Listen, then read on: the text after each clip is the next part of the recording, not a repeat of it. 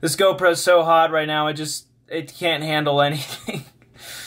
This GoPro is like on fire. It's super hot. Hopefully I can use this camera a lot more. I'm filming on this. Oh, jeez.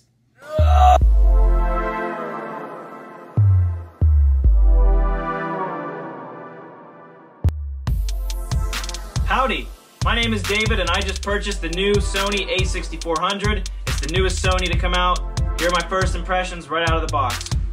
So first of all, the first thing that took me by surprise is how small it is. It's not very big at all. You know, all these buttons, they're very close together, and I'm not that big of a guy. And even me, you know, I think this is a pretty small size. But with that small size, it has a lot of power. There's a lot you can do with it. So right out of the box, it comes with the 16 to 50 millimeter lens, comes with the battery, the AC adapter and charging cable, as well as this little eyepiece cap. So just for a quick look here, as you can see, it's pretty small, not very big, and you have the screen here, the LCD screen, and that pops up and down. And then the cool thing about the a6400 is that you can somehow make the screen go on top. Personally, I think it's kind of a strange little system here. It's easier to just do a flip out, but there is a lot of other things, like a low angle shot. If you're shooting up high, you can look up at the camera and still get a good shot. So just a quick look here. When you turn it on, it already comes up nice and ready for you. You've got the zoom on it, and the thing about this, it has a power zoom, so you can just make it go up or down, and that reflects with a nice zoom. So I did some video tests with it, some focus tests, some zoom tests, as well as some pull focus tests, and you can achieve pull focus by pressing and holding this button and then adjusting the focus that way. There's not really a simpler way to do focus, since the only ring here is the zoom ring. So if you want to do manual focus, you have to press and hold the button and do it that way. This is just my first impression, so I find it kind of cumbersome, but I'm sure as I keep using this camera, I'll get more used to it and find better ways around it. So here's a video of me doing pull focuses with the trees. Oh, look at that. How sweet. Nice little hummingbird. Here's some nice photos I took playing around. Just everything on auto. Everything on auto.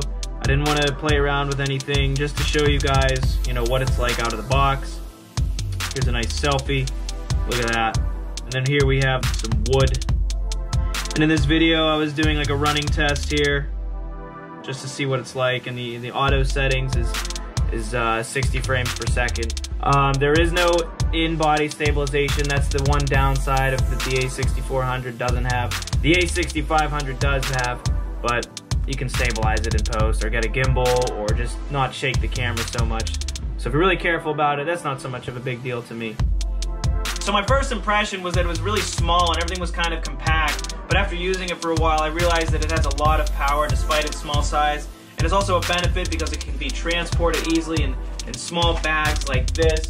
Along with that, you can put it in a nice hard plastic case. Check this out, you know, just cut out some foam inserts and stick her right in, and she's ready to go, hit the road, do whatever you want with it. So its small size is quite a good thing, and it doesn't affect the power or performance of this in any way whatsoever. One of the things that's really good about this camera is it has really fast, real-time eye autofocus. And so what that means is you can be moving around really fast and it'll still keep on focus.